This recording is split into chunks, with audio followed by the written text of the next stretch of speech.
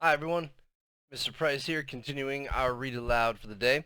We're continuing the Watsons Go to Birmingham 1963, and we are in the middle of chapter 9, and we just left off with, um, you know, just a scene between Kenny and his dad chatting about why they had to take Byron to Alabama to be with Grandma Sands. And Mama was mad that the Ultra Glide, that record player that Dad had put into the car, ruined the plans that she had written down in all the notebooks that she had been working on. So picking up from there, me and Joey were in the living room playing when Mama and our neighbor, Mrs. Davidson, came in. Hello, Joetta. Hello, Kenneth. Hi, Mrs. Davidson. I noticed right away that she had something behind her back. She said, "Since I won't be seeing you for a while, I thought I'd give you something so you wouldn't forget about me, sweetheart." She stuck a box out toward Joey. I could kill Joey for the way she opened presents. Instead of ripping the wrapping paper off, she hunted around to find each piece of tape, then peeled it off real careful. It took her about 2 days to get all the paper off and open the box. Joey finally held up her present. I didn't think Mrs. Davidson noticed, but I could tell there was something that Joey wasn't too happy about. She looked at Mama real quick, and Mama looked at her, and Joey said, "Thank you very much, Mrs. Davidson." Mama smiled. Mrs. Davidson took the present from Joey and handed it to Mama. "See, Willona, it's just like I told you. Look at that smile. The minute I saw it, it reminded me of Joetta. Is that her smile or what? In fact, do you know what I named this little angel?" Joey pretended she was stupid and said, "No, Mrs. Davidson. I named her after my favorite little girl. This angel's name is Joetta." I went over for a closer look. Mrs. Davidson had bought Joey a little angel that was kind of chubby and had wings and a halo made out of straw. The only thing about its smile that looked like Joey to me was that the angel had a great big dimple, too. It was made out of white clay and it looked like someone had forgotten to paint it. The only thing that had any color on it were its cheeks and its eyes. The cheeks were red and the eyes were blue. Mrs. Davidson said, "Ooh, child, give me one more big hug before I go." Joey got up and hugged Mrs. Davidson, then took her angel and said, "I'm going to put her in my room. Thank you, Mrs. Davidson." "You're welcome, precious." Mrs. Davidson looked like she was going to cry. We all knew she'd kidnap Joey if she had the chance. She liked her that much. When Mrs. Davidson left, Mama went upstairs into Joey's room. I eavesdropped. They were both sitting on Joey's bed. "I was very proud of the way you behaved, Joetta." "What was wrong?" "That angel, Mommy." "Oh?" "Mrs. Davidson said it reminded her of me, but it didn't look like me at all." Mama looked around the room. "Where'd you put it?" "It's in my socks drawer." Joey was so neat she had a separate drawer for socks. Mama went and got the angel and sat next to Joey. "Sweetheart, I can see how it reminds her of you. Look at that dimple." "Mommy, it's white." Mama laughed. "Well, honey, I can't say it isn't, but an angel's an angel. What do you think?"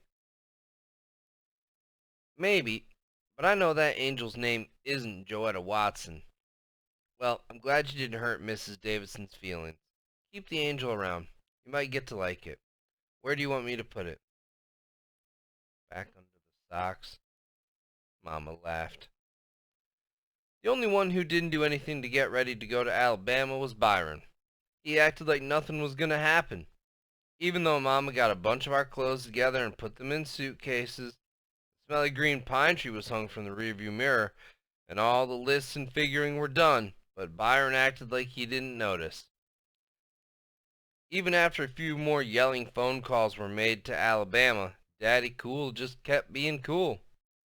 Byron didn't even get nervous when Mama packed a whole bunch of food in a giant green cooler we borrowed from the Johnsons.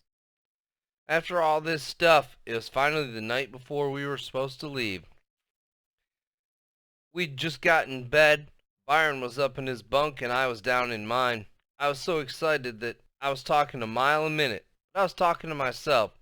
Byron wouldn't answer or anything. There was a knock on our bedroom door. "Come in." It was Mama and Dad. Mama said, "Lights out, Kenneth. Byron, come with us." "What for?"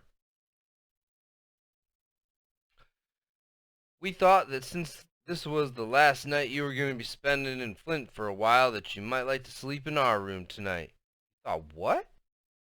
Byron had a way of saying stuff in a few words that made it seem like he was saying a whole bunch more. "Come on, By. You're bunking with us tonight," Dad said. "Aw, man." Byron jumped out of the top bunk and gave me his death stare. I just shrugged. I guess the grapevine had gotten back to Mama and Dad that By was going to make a prison break tonight before he got transferred to Alabama. He thought I was the snitch, but it was Joey. She knew if Mama and Dad got up in the morning and Byron had flown the coop, that he'd really be a dead man when they finally recaptured him. So I guess she saved his life by snitching, but By sure didn't appreciate it. I sneaked out of bed after Mama and Dad arrested Byron. I was too excited to sleep and too excited to read. I looked out of the window at the brown bomber and couldn't believe it was going to take us all the way to Alabama. The trip didn't become real to us until 9 in the morning when we were in the car and waving goodbye to Rufus and heading toward I-75, a road that runs all the way from Flint to Florida. One road. We weren't even on the expressway before Mama started reading out of her notebook, telling us everything that was planned for the next 3 days. Day 1, today, we leave Flint and drive for 300 miles in about 5 or 5.5 hours. That'll take us to Cincinnati. 300 miles in one day? It just didn't seem like that could be done. Me and Joey shook our heads. Byron looked out of the window. In Cincinnati, we'll get a room in a motel. We brought plenty of blankets so you kids will be able to sleep on the floor. Me and Joey cheered. We'd never been in a motel before. Byron just kept looking out the window.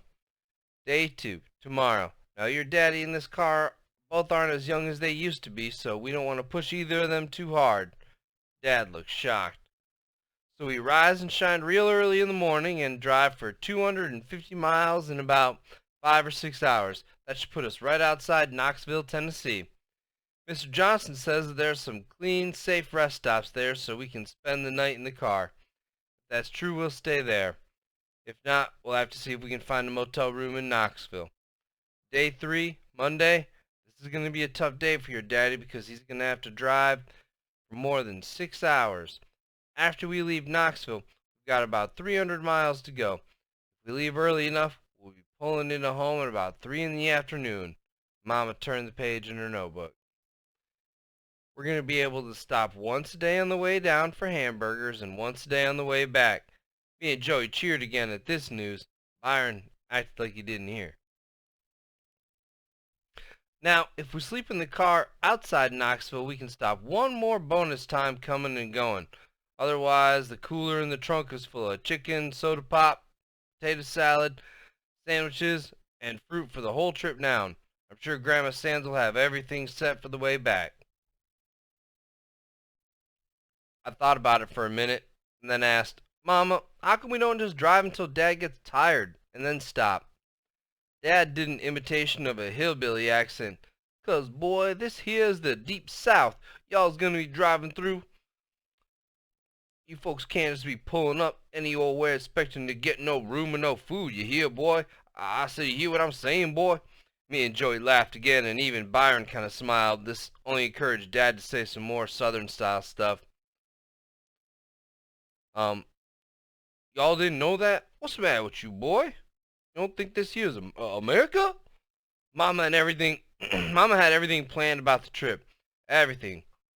Where we'd eat, when we'd eat, who got bologna sandwiches on day 1, who got tuna fish on day 2, who got peanut butter and jelly on day 3.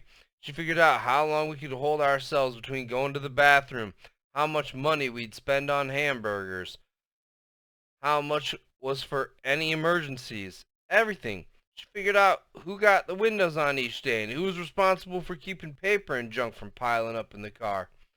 When she finished reading all that stuff to us, I asked her if I could look at the notebook. She handed it to me, and I saw written on the cover in big black letters, The Watsons go to Birmingham, 1963. She'd even drawn a picture of a flower with a big fat stupid bird trying to land on it. Man, Mama sure is a bad artist. Why is this bird trying to land on a flower, Mama? Dad cracked up. Ooh, Kenneth, I asked her the same thing and she was highly offended. Mama said, that's a bee, not a bird. I guess if you squinted up your eyes it might look like a bee, but not too much. Mom had also gone to the library to look up stuff about every state we'd traveled through.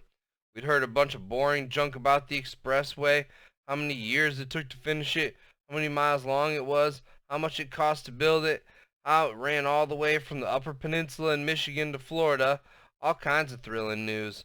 The only thing that was a little bit interesting was how many people got killed and hurt making the road. You never would think putting an expressway down was so dangerous.